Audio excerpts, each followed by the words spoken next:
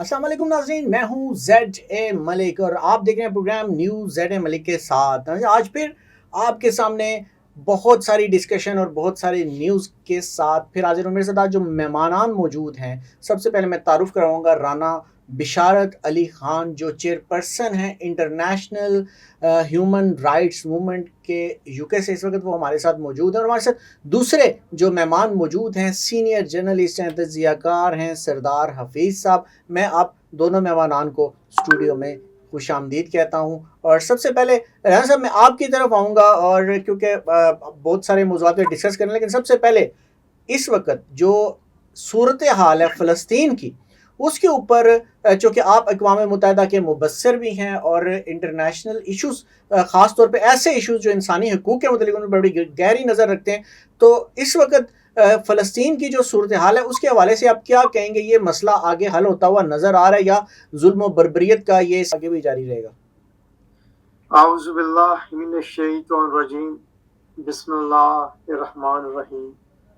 सबसे पहले मैं ज़ाहिद मलिक साहब आपको और आपके नाज़रीन को और सोशल मीडिया और फेसबुक पर सुनने वाले नाज़रीन को सलाम अर्ज़ करता हूँ। दूसरा कि आपने एक इंतहाई संगीन मसले की तरफ पहला ही सवाल किया है। तकरीबन आज से 1 साल पहले 7 अक्टूबर 2023 को इसराइल ने अपनी पिछले 70 साल से जारी जुल्म और जबर की नई तारीख लिखते हुए पिछले 1 साल में तकरीबन 1,28,000 से ज़्यादा निहत्थे फ़लस्तीनियों को शहीद कर दिया गया है। तकरीबन 95% एरिया जो फ़लस्तीन का था उसको निस्तो नाबूद कर दिया गया, उसको ज़मीन दोज कर दिया गया। दुनिया भर की आलमी ताकतों, अक़वाम मुत्तहिदा, यूरोपीय यूनियन, OIC, अरब लीग, अफ्रीकाई और दूसरे ममालिक की बारहा रुकावट के बावजूद इसराइल ने अपनी जारहियत को 1 इंच भी पीछे नहीं किया। ना सिर्फ ये अक़वाम मुत्तहिदा, यूरोपीय यूनियन और दुनिया भर की ताकती अदारों के लिए सवालिया निशान है और उनके किरदार पर भी ये उंगली उठाता है। इसराइल का अगर हम माजी देखें तो इसराइल ने कभी भी इंसानियत के लिहाज से कोई फैसला नहीं किया। दुनियावी और अक़वाम मुत्तहिदा के चार्टर पे साइन करने के बावजूद भी किसी भी असूल और जंग के ज़ाब्तों को नहीं माना। हत्ता कि उन्होंने WHO, world health organisation, UAE, नफ्सो और दूसरी ऑर्गेनाइजेशंस को फ़लस्तीन तक बेसिक अद्वियात पहुंचाने तक की भी इजाज़त नहीं दी।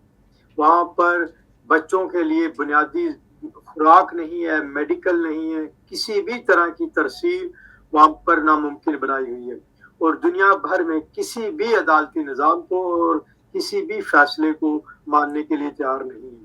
ये तो इस वक्त उसकी मौजूदा सूरत हाल है। फ़लस्तीन में इस वक्त हर 11 में से 3 बच्चे भूख, खुराक और अद्वियात की अलम दस्तयाबी की वजह से रोज़ाना की बुनियाद पर मारे जा रहे हैं। इस वक्त तकरीबन 60,000 से ज़्यादा ख़वातीन बच्चे 1 साल में शहीद कर दिए गए हैं। ये अदादो शुमार वो अदादो शुमार हैं जो हमें WHO और यूनाइटेड नेशन की तरफ से मसूल होते हैं। हकीकी तफसीलात इससे कहीं ज़्यादा है। आमतौर पर यह तस्वर किया जाता है कि पिछले 1 साल में फ़लस्तीन में तकरीबन 2.5 से 3 लाख निहत्थे फ़लस्तीनियों को शहीद किया गया है। अब बाकी बात करते हैं कि हम इसका रद्द अमल या इसको कैसे रोका जा सकता है। मेरा ख्याल है कि क्योंकि ये जंग जिस तरह हम और आप देखते हैं, ये जंग उससे ज़्यादा बड़ी है। ये जंग दुनिया की मुआशी ताकतों के आपस के इत्तेहाद की जंग है। यहाँ पर इंसानियत की बात करना बेमायनी है, यहाँ पर जुल्म और ज़्यादती की कहानियाँ सुनानी बेमायनी है। ये एक ताकती कुव्वतों का एक ज़ाती बेनिफिट है। इसलिए मेरा नहीं ख्याल कि ये मिडल ईस्ट की जंग इतनी जल्दी रुकने में नजर आती जी, है। बढ़ते हुए अब तो लबनान, शाम और बाकी ममालिक भी आस्ता आस्ता लपेट में आते जा रहे हैं। ईरान ने मिसाइल दागे और अब ईरान पर हमले की बात भी हो रही है, तो ये काफ़ी ज़्यादा आगे सिलसिला बढ़ता हुआ नज़र आ रहा है। लेकिन क्या अक़वाम मुत्तहिदा जिनके जो اقوام متحدہ کے حوالے سے بھی اسرائیل نے کافی سارے بیانات دیے اور ان کو بالکل لگا کہ وہ اس کی کوئی بھی چیز ماننے کے لیے تیار نہیں ہوئے. مطالبہ تو کیا گیا لیکن وہ جو ہے انہوں نے بلکہ داخلہ ہی جو اقوام متحدہ کے جنرل سیکرٹری ان کا انہوں نے کہا جی یہ اب داخل بھی نہیں ہو سکتا, کافی ساری ان کے اوپر پابندیوں کے حوالے سے بات کی. تو اس بات کو کس تناظر میں دیکھتے ہیں آپ؟ پہلی بات تو میں آپ کے ایران کی طرف آؤں گا. ایران کی میرا خیال ہے کہ ہمیں بحیثیت مسلمان اس بات کو ذرا 2 منٹ پیچھے رکھنا ہوگا. ہمیں زمینی حقائق کی طرف آنا ہوگا. زمینی حقائق یہ ہیں کہ ایران پر پچھلے کئی سالوں سے بلکہ کئی دہائیوں سے امریکہ, یورپی یونین اور دنیا کی باقی ممالک کی طرف سے معاشی پابندیاں ہیں. ان پہ تجارتی پابندیاں ہیں, سفارتی پابندیاں ہیں. تو اس لیے ایران سے جو توقعات مسلمان امہ لگائے بیٹھی ہے یا ایران کے جو فیصلے ظاہری طور پر جیسے انہوں نے پچھلی دفعہ اٹیک کیا اسرائیل پر, اس سے پہلے انہوں نے عثمان صاحب کی شہادت پر اسرائیل پر اٹیک کیا. میرا خیال ہے جو حقیقتاً جو گراؤنڈ ریالٹی ہے یہ ہے کہ وہ صرف فیس سیونگ سے ہٹ کر کچھ بھی نہیں. جتنے بھی میزائل لگائے گئے یا جتنے بھی جوابی حملے کیے گئے اس میں ایران کو سوائے اپنے ملک کے لوگوں کو خوش کرنے کے علاوہ کوئی نتائج آپ کہہ رہے ہیں کوئی نتائج برآمد نہیں. لیکن یہاں پہ ایک بڑی اہم بات اور ہے جو میں سردار فیض صاحب آپ سے بھی پوچھوں گا اور پھر یہی سوال لے کر میں رانا بشارت صاحب کی طرف بھی جاؤں گا. سردار صاحب مجھے یہ بتائیے گا کہ ایک چیز اور بڑی دیکھی گئی ہے وہ یہ کہ مختلف ممالک میں جس میں ہم پاکستان کو بھی شامل کریں گے اور بھی اسلامی ممالک میں شامل کریں گے کہ وہاں پر موجود تنظیمیں اور لوگ تو امداد اکٹھے کرتے ہوئے جو ہے اور وہاں کی عوام جو ہے وہ آپس میں مطلب انہوں نے بہت سارے امداد کنٹینرز اکٹھے کیے اور انہوں نے اسرائیل بھیجے. لیکن کسی بھی مسلم ملک کی طرف سے باقاعدہ طور پر ایک امداد کی جو کھیپ ہوتی ہے ایک آدھی دفعہ اور پاکستان نے بھی اس کو وہ اس حوالے سے تھوڑا سا ایکٹیو نظر آیا. لیکن جس طرح عوام باقاعدگی سے بھیج رہی ہے یا مختلف تنظیمیں باقاعدہ سے فنڈز اکٹھے کر کے جو ہے وہ اشیاء خورد و نوش یا جو بھی دیگر ضروری اشیاء ہوتی ہیں وہ بھیجنے میں ہمیں مصروف عمل نظر آئی ہیں, وہ ہمیں حکومتوں کی طرف سے نظر نہیں آ. چلیں حکومتیں آگے بڑھ کے جنگ نہیں کر سکتی, حکومتیں آگے بڑھ کے شاید کوئی اور مدد نہیں کر سکتی, وہ ڈرتی ہوں گی یا ان کے اپنے ظاہری باتیں داخلی خود مختاری اور بہت ساری چیزیں ان کے مسائل ہوں گے. لیکن امداد کے حوالے سے بھی ساروں کی پراسرار خاموشی نہیں نظر آ رہی ہمیں عالمی سطح پر. بسم اللہ الرحمن الرحیم. شکریہ ملک صاحب.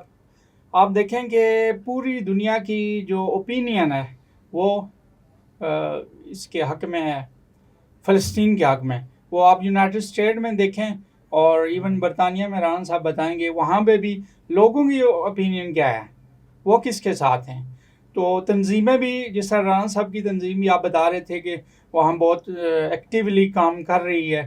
تو عوام کی تو یہ ہے, گورنمنٹس کی اپنی مجبوری ہوتی ہے, وہ کس طرح سے چلنا ہوتا ہے ہمیں. تو اسرائیل کا جو ظلم و زیادتی ہے نا وہ حد سے بڑھ چکا ہے, اور کسی عالمی فورم جس طرح آپ نے ذکر کیا ہے اقوام متحدہ کا یا دوسرے انسٹیٹیوشن ہیں انٹرنیشنل اباؤٹ ہیومن رائٹس کے حوالے سے, ان کو وہ خاطر میں نہیں لاتا کبھی بھی. کسی بھی موقع پہ آپ نے دیکھا ہوگا ایون کہ پچھلی بار جب اسرائیل نے اس طرح کا غزہ میں جو ظلم و بربریت کی اس پہ ایون کہ یونائٹڈ اسٹیٹ نے بھی اس کو ریبیوک کیا کافی حد تک, لیکن اس کے باوجود بھی اس کی وہ اٹراسٹی ابھی بڑھ رہی ہے ڈے بائی ڈے. اور حکومتیں جو ہیں اس کے قریب جو اسرائیل کے پڑوسی ہیں ان ممالک کی اپنی اپنی مفادات اور اپنے اپنے سلسلے ہیں, وہ امت مسلمہ یکجا ہو کر اس کو رسپونڈ نہیں کر رہی. تو یہ ایک افسوسناک بھی ہے. حکومتوں کی اپنے مسائل ہیں لیکن عوام across the board even United state and other countries وہ ایک پیج پہ ہیں. ایک پیج سے مراد یہ ہے کہ وہ اسرائیل کی مذمت کر رہے ہیں اور فلسطینیوں کے حق کی حمایت کر رہے ہیں. اچھا رانا صاحب ایک سوال میرا یہ بھی ہے کہ چونکہ آپ کی جو تنظیم ہے ہیومن رائٹس کے حوالے سے بہت سارے کام کرتی ہے اور آپ عرب لیگ میں بھی اور پھر او آئی سی میں بھی آپ لوگ جہاں بطور مبصر بھی جاتے ہیں وہاں پہ ڈسکشن اور بہت سارے ایشوز اٹھانے کے حوالے سے بھی کافی سارے کام کرتے ہیں. تو کیا وہاں پر ان باتوں کو نہیں اٹھایا گیا اور یہ جو پراسرار خاموشی ہے اور کوئی بھی اسٹیپ نہیں لیا جا رہا, ایون کہ بیانات بھی باقی ممالک سے اتنے تواتر سے آتے ہوئے دکھائی نہیں دیتے, تو اس کی کیا وجہ ہو سکتی ہے؟ میں سب سے پہلے تو آپ کے پہلا سوال جو آپ کے ساتھی نے جواب دیا میں اس میں تھوڑی سی ایڈ اضافہ بھی کر دوں. پہلی بات یہ ہے کہ دنیا کے چند ایسے ممالک ہیں جنہوں نے اسرائیل میں مسلمانوں کے لیے امداد کا سلسلہ جاری رکھا ہے. یہ نہیں کہ مسلم ممالک بالکل خاموش ہو گئے. جیسے ترکی، قطر اور سعودی عربیہ نے فلسطین کے لیے امداد بھیجی ہے، لیکن بدقسمتی یہ ہے کہ فلسطین میں جتنی بھی امداد جاتی ہے وہ اسرائیل کے زیر سایہ اسرائیل میں تقسیم کی جاتی ہے. اور دوسرا، جو چیریٹیز اسرائیل اور فلسطین کے نام پر چندہ اکٹھا کرتی ہیں، میں کوئی ایسی بات نہیں کہنا چاہتا کہ جس کی وجہ سے چیریٹی کے نظام کو نقصان پہنچے، لیکن یہ 95% چیریٹیز ایسی ہیں جن کا امداد یا جن کی رقوم یا جن کا جو وہ اسرائیل اور فلسطین کے نام پر چندہ اکٹھا کرتی ہیں وہ وہاں پر نہیں پہنچتی. یہ بڑا واضح وہ آپ کے ناظرین کو پتہ ہونا چاہیے. دوسرا بات یہ ہے کہ اسرائیل کے خلاف مسلم ممالک بولتے کیوں نہیں ہیں. اگر آپ ہسٹری تلاش کریں کہ اسرائیل کے خلاف اتنے ممالک ہیں، 56 اسلامک ممالک ہیں. اسرائیل کا رقبہ کراچی کی آبادی سے کم ہے. کراچی صوبہ پنجاب سے چھوٹا ہے اسرائیل بنیادی طور پر. شاید پنجاب کے چند ڈویژن کے مطابق بھی نہ ہو. 1 کروڑ کی آبادی ہے پورے اسرائیل میں. لیکن اسرائیل نے 1948 میں، 1967 میں، 1973 میں یہ 3 بڑی جنگیں لڑی ہیں. اور جو 1967 کی 6 دن کی جنگ تھی جس کو وار آف 6 ڈے کہا جاتا ہے، اس نے پوری عرب ممالک کو ایک نکر پہ لگا دیا تھا. ان کو زمین پہ جنگ لڑنے سے پہلے ہی ہرا دیا تھا.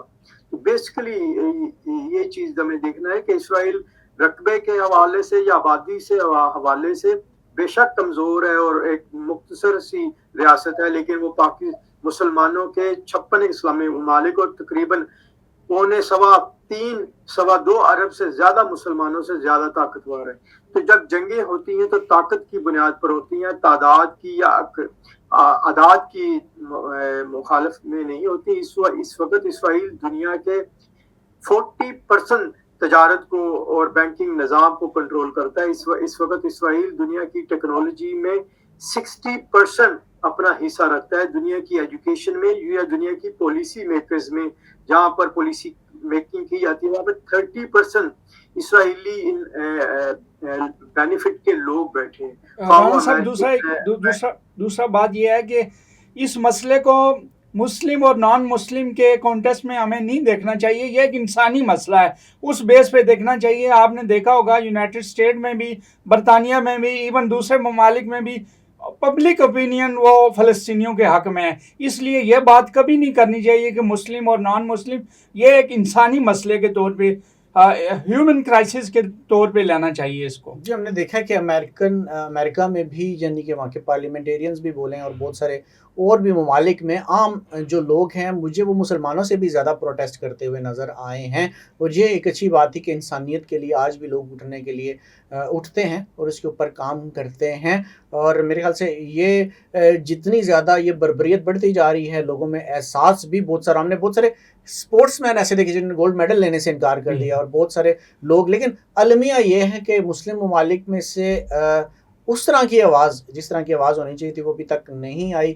اور کچھ چیزوں کا اظہار رانا صاحب آپ نے بھی کیا. اچھا، اگر ہم اس کو مزید تھوڑا سا اسی ایشو کے اوپر بات کریں، ہم اس کو ایک اور تناظر میں بھی یہ دیکھیں کہ وہاں تک اگر جیسے رانا صاحب نے ذکر کیا کہ وہاں پر خوراک نہیں پہنچ رہی ہے، وہ جہاں سے جو امداد جا رہی ہے، جو کنٹینرز جا رہے ہیں، وہ میرے خیال سے سب سے پہلے اردن تک بہت سارے جاتے ہیں یا دیگر راستے اختیار کرتے ہیں اور پھر جا کے وہ اس سے آگے وہ فلسطین کی طرف یا ان کے ساحلوں کی طرف جاتے ہیں، اس تک پہنچتے. لیکن یہاں پر جو ہے کہ اقوام متحدہ کو، کیونکہ رانا صاحب آپ مبصر بھی ہیں، اقوام متحدہ میں وہاں بیٹھے ہیں اور بہت ساری چیزیں آپ دیکھ رہے ہوتے ہیں، مجھے یہ بتائیں کہ اقوام متحدہ اور دیگر جو عالمی تنظیمیں ہیں ان کو بھی تو پتہ ہے کہ وہ امداد جا رہی ہے اور وہاں پہ تو امداد چاہیے. لوگ بھوک سے بھی مر رہے ہیں، افلاس سے بھی مر رہے ہیں، تو وہاں کوئی بھی کیوں آگے آ کر اس حوالے سے کردار ادا کرنے کو تیار نہیں ہے؟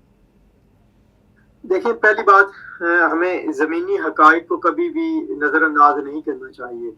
جذباتی باتیں کرنی ہو تو نعرہ تکبیر لگا کر، اللہ کا نام لے کر ہم بڑی باتیں کر سکتے ہیں. ہم روزانہ امریکہ کو اپنی مسجدوں میں اور جمعے کے خطبوں میں ان کی آپ بددعائیں دے رہے ہوتے ہیں، سارا کچھ کر رہے ہوتے ہیں، لیکن حقیقی ریال یہی ہے. نبی کریم صلی اللہ علیہ وسلم نے بھی صرف دعاؤں کی بنیاد پر جنگیں نہیں جیتی، چاہے وہ غزوہ بدر ہو، غزوہ خندق ہو یا مقام احد پر ہو، وہ خود میدان عمل میں نکلے ہیں۔ تو یہ دنیا کا قانون ہے۔ اللہ تعالیٰ نے کبھی بھی لوگوں کو گھر بیٹھ کے، اللہ تعالیٰ قرآن شریف میں فرماتے ہیں کہ میں نے کبھی بھی کسی قوم کی تقدیر نہیں بدلی جب تک وہ خود بدلنے کے لیے لائق نہیں۔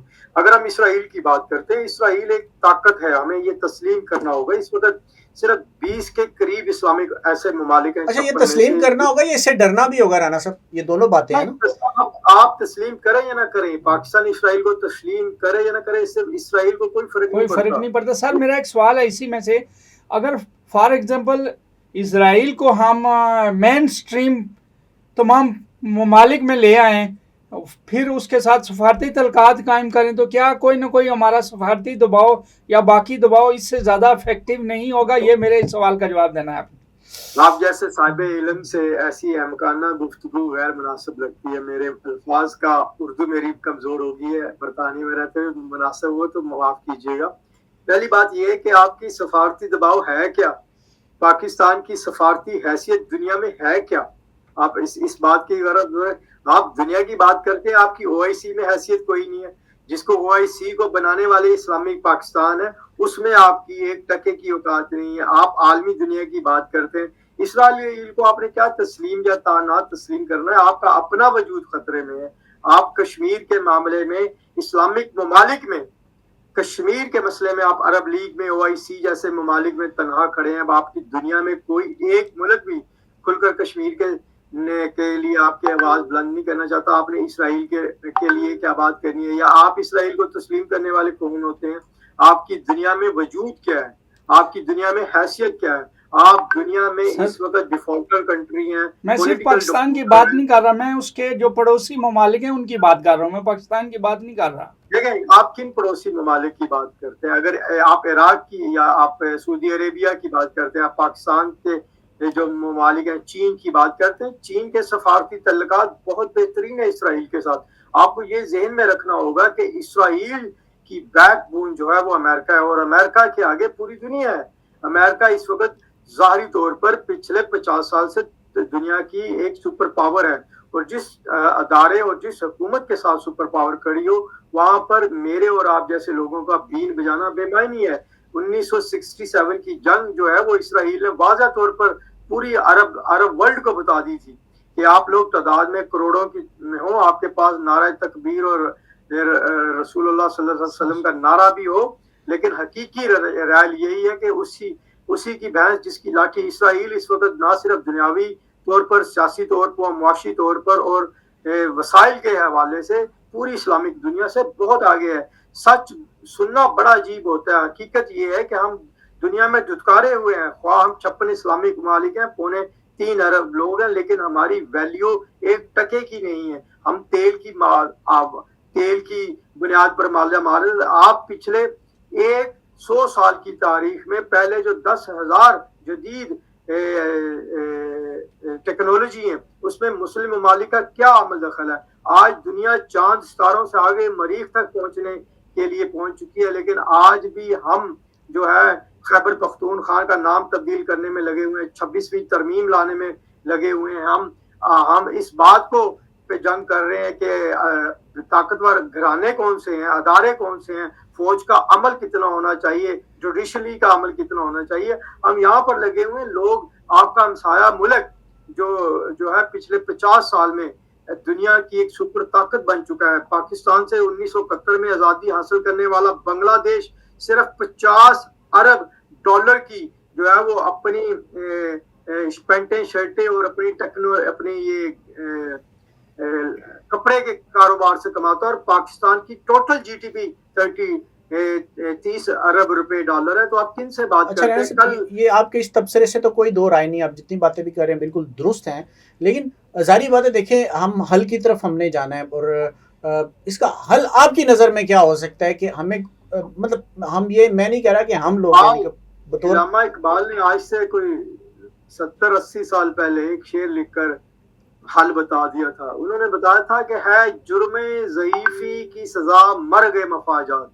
اور جب سر آپ طاقتور ہی نہیں ہے، آپ کی دنیا کی سوسائٹی میں، دنیا کے ممالک میں آپ کی اوقات، آپ کی ویلیو نہیں ہے، آپ کو غریب بگوڑے اور نکھٹو رانا صاحب کیا امید بھی چھوڑ دی جائے, کیا امید بھی نہیں رکھنی چاہیے اور اس کے لیے کوئی کوشش کا راستہ بھی نہیں نکالنا چاہیے؟ جو ہو رہا ہے وہ تو ہو رہا ہے, وہ تو ایک حقیقت ہے, لیکن دیکھیں ہم نے کہیں سے تو راستہ نکالنا ہے, کوئی تو سوچنا ہے, کسی نے تو حل سوچنا ہے نا سر. ناز صاحب مسئلہ آپ پہلے مسئلے کی طرف آئیں. سوچ ایک قوم کی ہوتی ہے, ایک معاشرے کی ہوتی ہے, ایک قبیلے کی ہوتی ہے. ہم ایک قبیلہ ہیں, ہم ایک قوم ہے, ہم ایک معاشرہ ہے, ہم ایک طاقتور ہیں, ہم بٹے ہوئے ہیں. ہم پہلے سنی حبابی کی شکل میں بدلے ہوئے ہیں, شیعہ سنی کی شکل میں بدلے ہوئے ہیں, پھر افغانی ہیں, پھر پٹھان ہیں, پھر پنجابی ہیں, پھر سندھی ہیں, پھر خیبر پختونخوا ہیں, پھر ہم اس کے علاوہ ہم پی ٹی آئی ہیں, نون لیگ کی. ہم کیا ایک قوم ہے کہ ہم اجتماعی طور پر, آپ نے یہ 26 ترامیم پاکستان کی پارلیمنٹ میں آئی ہیں, کوئی ایک ترامیم سوائے 25ویں اور 18ویں ترمیم کے کوئی ایک ایسی ترمیم آئی ہے. رانا صاحب آپ کی یہ بات کو میں اس وجہ سے سیکنڈ کروں. دیکھیں میں یہ جتنی بھی بات ہے بطور مسلمان نہیں کر رہا, جیسے سردار حفیظ صاحب نے کہا, بطور انسان جو ہے ہمیں اپنی کوشش تو کرنی چاہیے. ہم بطور مسلمان, میں مانتا ہوں بالکل یہ بات بالکل آپ کی درست ہے کہ ہم بطور مسلمان اس پہ شاید جدوجہد نہیں کر سکتے, اور بینگ مسلمان شاید اس مصیبت سے جانے چھوڑ, لیکن بطور انسان دوسروں کو ایکٹیویٹ کرنے کے لیے دیگر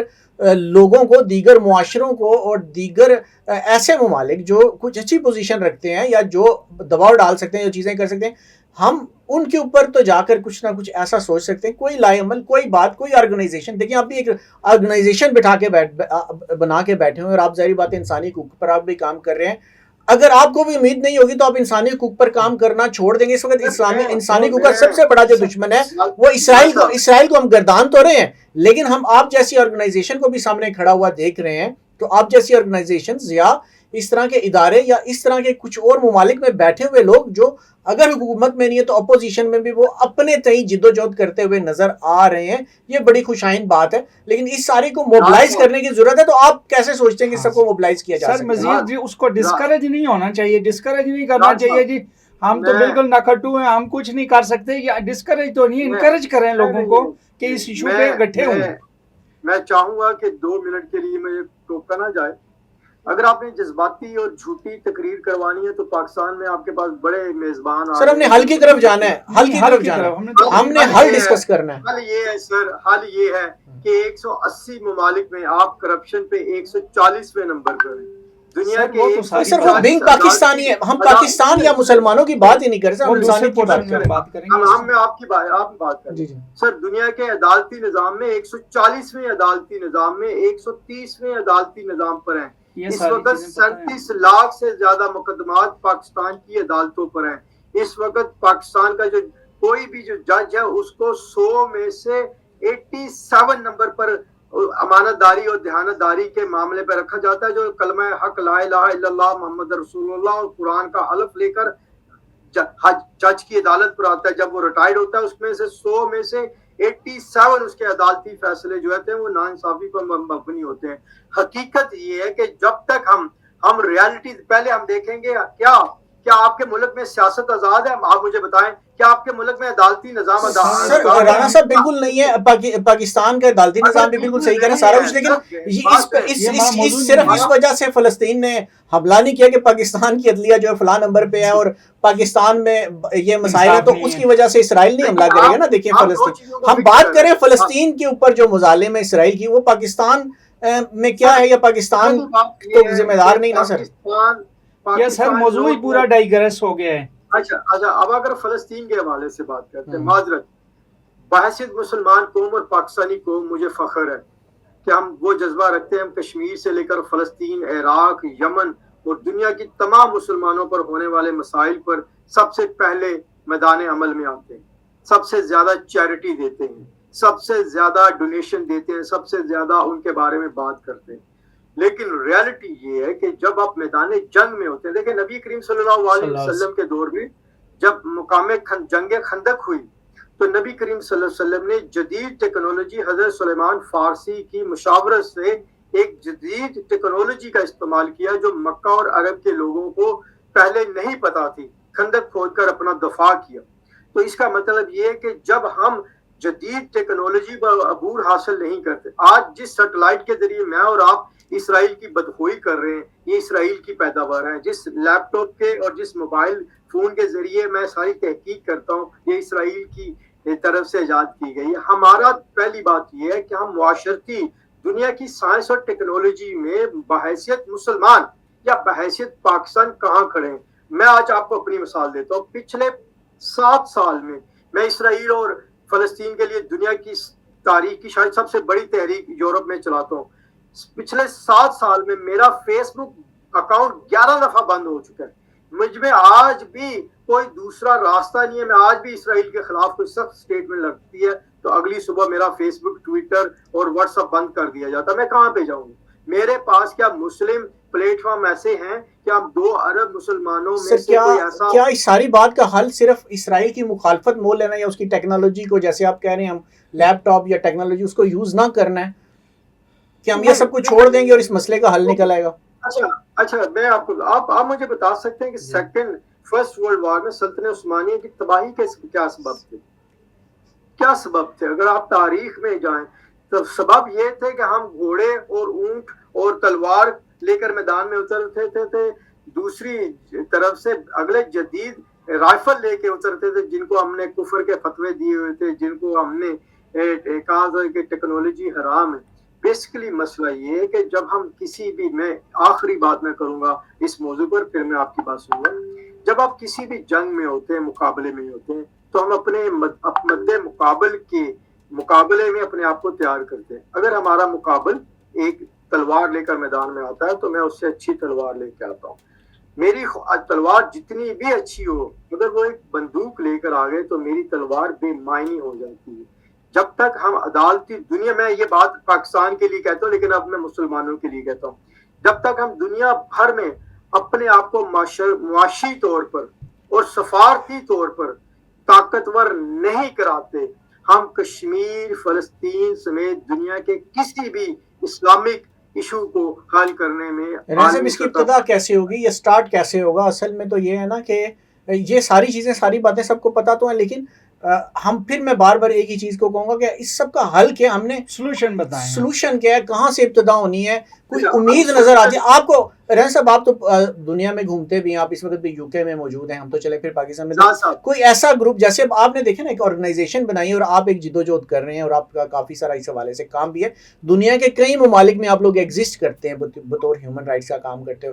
مجھے یہ بتائیں کہ آپ کو کہیں سے امید نظر آتی ہے کوئی ایسا گروپ، کوئی ایسا گروہ، کوئی ایسے لوگ، کوئی ایسا ملک جس کے اوپر ابھی آپ امید رکھ سکے کہ ہاں اب مجھے فلاں چیز سے چینجنگ نظر آ رہی ہے اور یہ کام کر لیا جائے تو یہ ہو جائے گا؟ کوئی ایسی چیز ہے؟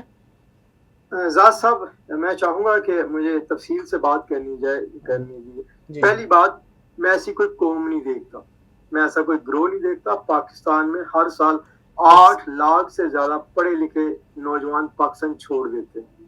وہ ان ممالک میں جہاں روزگار کی تلاش میں جاتے ہیں، جن ممالک کی تباہی کی ہماری مسجدوں میں دعائیں مانگی جاتی ہیں. پہلی بات تو یہ. دوسری بات، میں اس وقت مسلم امہ کی بات چھوڑ کر صرف اور صرف پاکستان کی بات کرتا ہوں. کیا پاکستان میں ایجوکیشن میں ہمارا کتنا % بجٹ لگتا ہے؟ آپ نے کبھی یہ فگر چیک کیے؟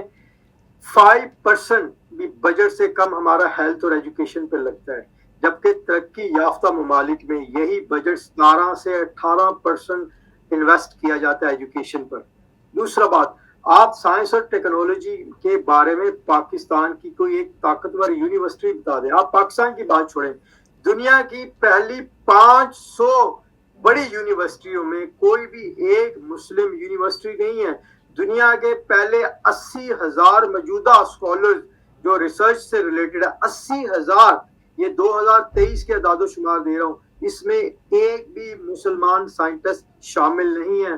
جو اس وقت 80,000 ریسرچ اسکالر ہیں، دنیا سے اگلے ایک عام تاجر بندہ اٹھ کر 2030 میں 1 لاکھ لوگوں کو مریخ پر پہنچانے کی بات کر رہا ہے. آپ ابھی تک بلوچستان اور سندھ کے صحراؤں میں سادہ پانی نہیں دے سکتے. پہلی بات یہ ہے کہ جو معاشرے حضرت علی کا قول ہے کہ انصاف پر مبنی معاشرے تو کامیاب ہو سکتے ہیں اور کفر کے معاملات جو ہیں وہ آگے بڑھ سکتے ہیں، لیکن جہاں پر عدل و انصاف نہیں ہوگا وہ معاشرے ترقی نہیں کر سکتے. جب تک ہماری ترجیح سیاسی خاندانوں کی بقا، سیاسی اداروں کی مضبوطی سے ہٹ کر عوام کی ترقی کے لیے، عوام کی بنیادی مسائل کے لیے، عوام کو روزگار فراہم کرنے کے لیے، عوام کو طاقتور بنانے کے لیے چین نے پچھلے 30 سال میں 20 کروڑ سے زیادہ لوگوں کو بنیادی غربت سے اٹھا کر بہترین نظام رہی ہے پاکستان کے. جتنی بھی طاقتور گھرانے رہے ہیں ان کا مقصد کبھی بھی عوام کو شعور کی طرف، ایجوکیشن کی طرف، سائنس اور ٹیکنالوجی کی طرف، ہیلتھ اور ایجوکیشن کی طرف لے کے جانے کا مقصد ہی نہیں تھا.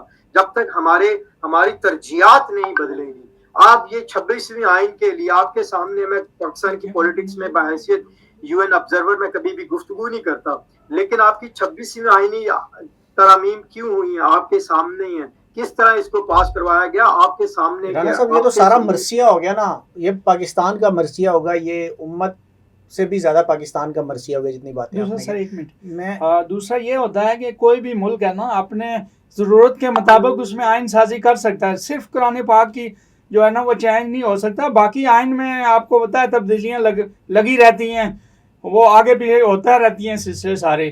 تو یہ نہیں ہے کہ کوئی آئین ہے ہمارا تو اسی کو پکڑ کے بیٹھ جائیں. ابھی آگے بھی ترمیم ہوں گی، جب بھی ضرورت پڑے گی اس کی ترمیم کی جائے گی. سر آپ کو میں حل بتاتا ہوں. ہمیں 10 اصلاحات کرنی پڑیں گی. چلے 10 سے بھی چھوڑ کر میں آپ کو 5 بیسک اصلاحات بتاتا ہوں. یہ اصلاحات یوسف رضا گیلانی سے لے کر میاں شہباز شریف تک تمام وزرائے اعظم کو ہم نے ذاتی طور پر بھی بتائی. پہلی بات یہ ہے کہ ہمیں ہنگامی تعلیمی اصلاحاتی پروگرام لے کے آنا پڑے گا پاکستان میں اگلے 20 سال کے لیے، جو ہمارے اگلے 20 سال کی جنریشن کو تعلیمی صلاحیات عالمی معیار پر دی جائے. دوسرا، معاشی استحکام. ہمیں ہنگامی طور پر چین یا ملیشیا کے ممالک کو کاپی کرتے ہوئے معاشی استحکام لانا پڑے گا. ہمیں اپنے جو بے روزگار نوجوان، آپ کو پتا پاکستان نوجوان عمر کے لوگوں کے حساب سے دنیا کے پہلے 2 ممالک میں آتا ہے. تو ہمیں اپنے نوجوان جو پاکستان کی 70% آبادی کا حصہ ہے ان کو معاشی استحکام میں لانا ہوگا. تیسرا، عدالتی نظام. اس وقت ہمارا عدالتی نظام دنیا کے 140ویں عدالتی نظام میں سے 130ویں عدالتی نظام پر ہے. جب تک ہم انصاف عام لوگوں کی رسائی تک نہیں پہنچاتے تب تک معاشرت ترقی نہیں کرتے. اور چوتھا جو آخری جس پر میں اکثر پاکستان کے وزارت خارجہ اور وزرائے اعظم سے گفتگو میں رہتا ہوں، ہمیں اپنی خارجی پالیسی جو ہے، ہم نے اپنی سفارتی پالیسی جو ہے وہ پاکستان کے ذاتی مفاد کے زیر نظر رکھنی چاہیے. ہمیں امریکہ کے اشاروں پر رشیا سے جنگ نہیں لڑنی چاہیے. ہمیں امریکہ کو اپنا کندھا دیتے ہوئے افغانستان سے جنگ نہیں لڑنی چاہیے. ہمیں چین کو سہارا دیتے ہوئے امریکہ کے مخالف کیمپ میں نہیں جانا ہوگا. ہمیں انڈیا کے ساتھ اپنے تجارتی کاروبار کو اٹھانا پڑے گا. اگر یورپی یونین بن سکتی ہے، اگر برلن وار گر سکتی ہے. اچھا رانا صاحب، یہ میں نے مان لیا کہ جتنی تجاویز بھی آپ پیش کر رہے ہیں یہ بالکل ٹھیک ہیں، یہ بالکل درست ہیں، یہ چیزیں بھی ورکیبل ہیں، اس میں کوئی دو ڈاؤٹ. لیکن اسرائیل کے مظالم فلسطین پہ ان سارے مسائل سے کیسے وہ ٹھیک ہوں گے؟ ہمارا تو اصل موضوع جہاں سے ہمارا سوال سٹارٹ ہوا تھا وہ اسرائیل کے فلسطین پہ مظالم تھے، وہ کہاں چلا جائے گا سر؟ اور ابھی پاکستان تو یہ ساری اصلاحات کرتے بڑا ٹائم لگا دے گا نا سر، لیکن وہاں جو ہو رہا ہے وہ کیسے تھمے گا؟ اپنے سوالوں کو یا تو پاکستان سے ریلیٹڈ رکھیں یا سر میں نے تو پاکستان کا ذکر ہی نہیں کیا، پاکستان کی طرف تو آپ لے کے آئے ہیں سارا. میرے سوال میں دیکھیں کہیں پاکستان کا ذکر نہیں ہے. اگر اس وقت ہم 52 رجسٹرڈ اسلامک ممالک ہیں یو این چارٹر میں، عرب لیگ ہے، OIC ہے. اب یہ جتنے بھی ممالک ہیں ان میں سے کوئی ایسا ملک جس میں اقتدار امریکہ کی حمایت کے علاوہ حاصل کیا جا سکتا ہے؟ حقیقتاً نہیں.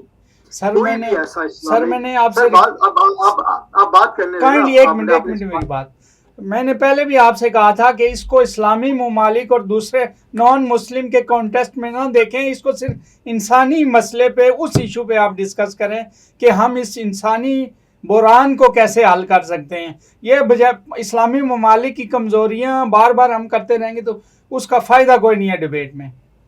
اچھا سر، اب اس کی طرف بھی آئیں. چلیں ہم اسلامک ممالک کی بات کرتے ہیں. اس وقت 201 ممالک ہیں UN چارٹر میں، ان میں سے کوئی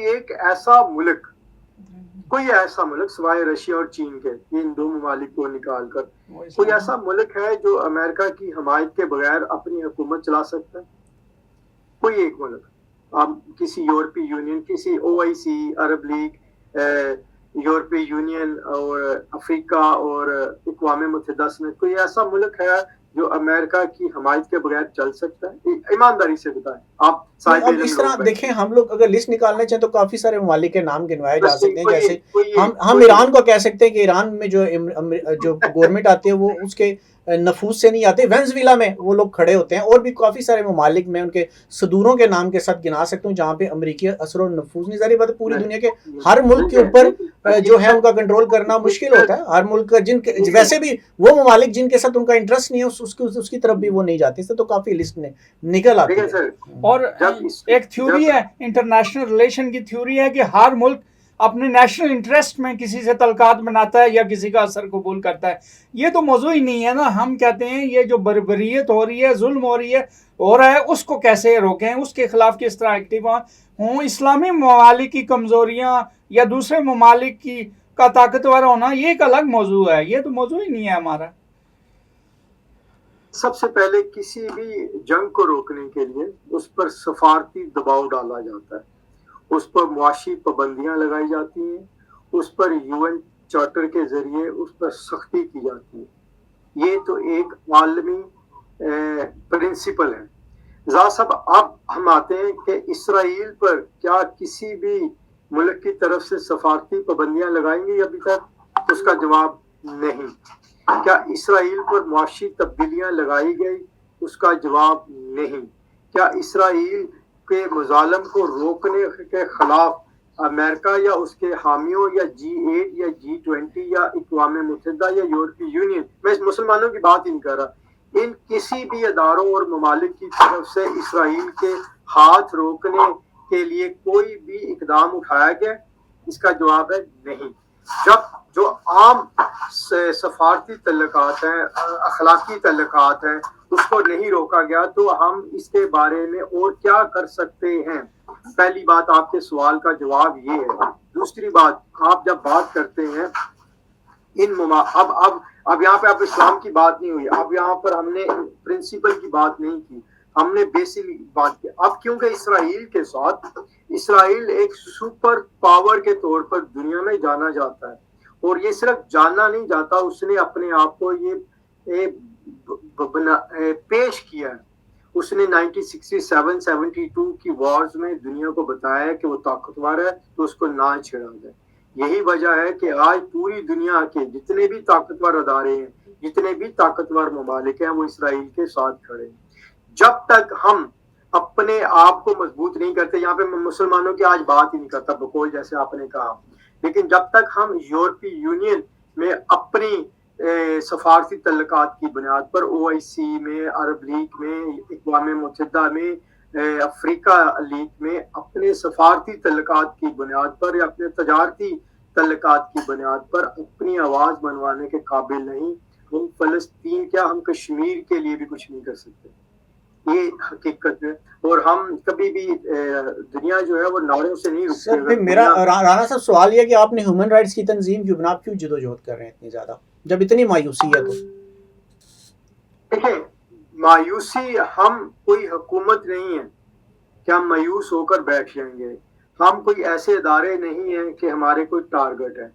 ہم دنیا بھر میں اس وقت انٹرنیشنل ہیومن رائٹس موومنٹ دنیا کے 62 ممالک میں تقریباً 1 لاکھ ممبران کے ساتھ انسانی حقوق کی آواز بلند کرنے والی، رنگ، نسل، مذہب، زبان کی بنیاد سے بالا تر ہو کر دنیا بھر میں کسی شخصیت، کسی ادارے، کسی حکومت سے 1 پیسہ وصول کیے بغیر اپنی مدد آپ کے تحت غیر سرکاری طور پر انسانی حقوق کی آواز بلند کرتی ہے۔ تو اس کا فائدہ نہیں نا؟ آپ کی ساری باتوں سے مجھے لگ رہا ہے کہ اس آواز کا تو فائدہ ہی نہیں ہے۔ تو آپ نے جتنی بھی گفتگو کی ہے اس میں بالکل مایوسی کا اظہار کیا ہے، ہر بات میں کسی جگہ آپ نے ہوپ نہیں دی کہ ایسے کچھ ہو سکتا ہے۔ آپ پھر لیکن آپ کام بڑا ہوپفل کر رہے ہیں، آپ کا مطلب جدوجہد بھی ایسی کر رہے ہیں جس کے ساتھ بہت ساری امیدیں ہیں، لیکن باتوں میں کہیں مجھے بھی امید نہیں نظر آئی نا۔ یعنی کوئی اور کرنا چاہے تو ڈسکریج ہو رہا ہے۔ آپ ڈسکریج کیا ہے آپ نے بہت زیادہ. زاہد صاحب آپ مسئلہ یہ ہے دیکھیں سچ سننا اور سچ نہیں کہنا سچ ٹھیک ہے سچ کی ہمت کا بات. سچ یہ ہے سچ یہ ہے کہ پاکستان پچھلے 70 سال میں سفارتی سطح پر زیرو میں ہے, مائنس میں بیٹھا. یہ سچ ہے, حقیقت. سچ یہ بھی ہے کہ پاکستان کی عوام دنیا بھر میں انسانیت کا درد اور بحیثیت مسلمانوں کا درد رکھنے والی سب سے بڑی قوم ہے. یہ وہ قوم ہے جو نعرہ حق اور کلمہ لا الہ الا اللہ محمد رسول اللہ صلی اللہ علیہ وسلم کے لیے اپنی جان دے سکتی ہے. یہ سچ ہے. لیکن دوسرا سچ یہ بھی ہے کہ ہم سفارتی سطح پر دنیا میں ناکام, ہم معاشی سطح پر دنیا میں ناکام. سر ناکام ہم ہیں, سارے مسائل بھی ہماری جوڈیشری بھی بہت نیچے ہے, سارا کچھ صحیح ہے, لیکن کیا اسرائیل نے یہ سارا کچھ دے کے فلسطین پہ ظلم شروع کیا سر؟ یعنی وہ پاکستان کا جو عطاب تھا وہ تو نہیں فلسطین پہ گرا رہا نا سر. میں نے دیکھیں آپ سے سوال یہ کیا تھا کہ فلسطین پہ کیوں ہے, اور آپ پھر پاکستان کو وہ کر رہے ہیں. مطلب مجھے بالکل آپ کی باتوں سے یہ سمجھ آ رہا ہے کہ پاکستان جو وہ اسرائیل جتنا کچھ بھی کر رہا ہے وہ پاکستان کی وجہ سے فلسطین کو سارا کچھ کر رہا ہے. بالکل یقین مانے, مجھے ساری بات میں یہی بات سمجھ آ رہی ہے. سب پہلے بات تو میں آپ کو اپریشیٹ کرنا چاہتا ہوں کہ آپ بڑے ماہر اور تجربہ کار پوسٹ ہیں. آپ باتوں کو مینوپولیٹ کرتے ہیں, باتوں کو گھماتے ہیں اور بڑی طرح مجھے پھنسانے کی کوشش کرتے ہیں, اور میں بڑی مشکل سے آخری سیکنڈ میں آپ سے بچنے کی کوشش کرتا ہوں. ہم طے کرتے ہیں کہ ہم پاکستان کی بات ہی نہیں کرتے, فلسطین کی بات. یہ کہ فلسطین نے منوایا ہے اپنے آپ کو سر 1967-72 کی وار سے. اس نے دنیا کو بتایا کہ بھائی اپنی حدود میں رہیں. اس نے آپ کے گراؤنڈڈ 900 تیاروں کو تباہ کر دیا. اس نے آپ کی فوج کو, اسلامک ممالک کی فوج کو مار کر دیا. امریکہ کے پریزیڈنشل الیکشن اسرائیل کی حمایت کے بغیر جیتنا ناممکن ہے. امریکہ کی وال سٹریٹ سے لے کر امریکہ کے 40% فائنانس جو ہے وہ اسرائیلی اور یہودیوں کے قبضے میں ہے.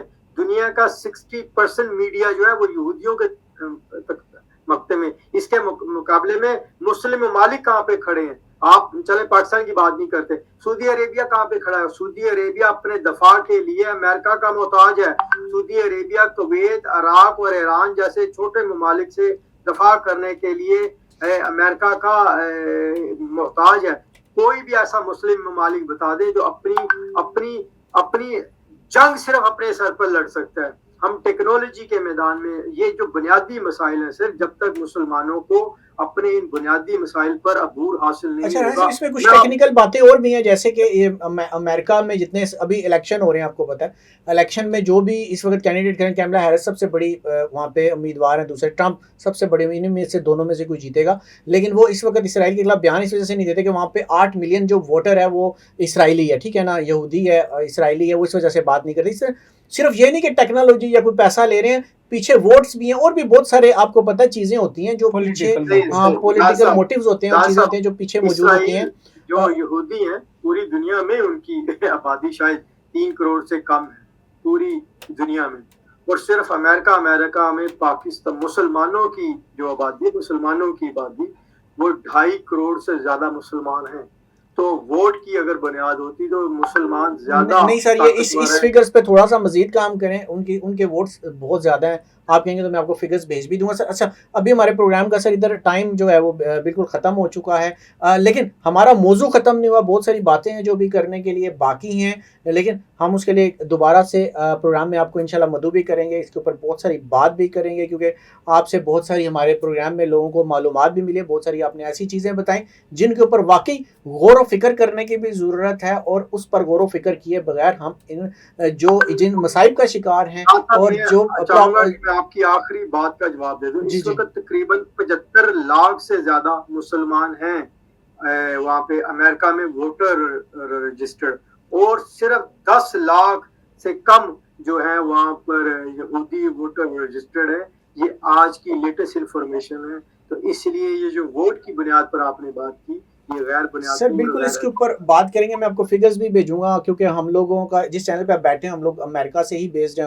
ہمارا چینل میں ہم نے بھی کچھ اپنے پولز اور فگرز نکالے ہوئے وہ آپ کو میں انشاءاللہ بھیجوں گا کیونکہ ابھی میں گفتگو کروں گا تو یہ بہت لمبی ہو جائے گی. ہمارے پروگرام کا بالکل ٹائم ختم ہے اور انشاءاللہ نیکسٹ پروگرام میں آپ چاہیں گے تو اس کو بھی ہم موضوع بنائیں گے اور بات کریں گے. اگلے پروگرام تک کے لیے اجازت دیجیے گا ناظرین. انشاءاللہ نئے موضوع کے ساتھ اور مہمانوں کے ساتھ پھر آپ کے سامنے حاضر ہوں. اللہ حافظ.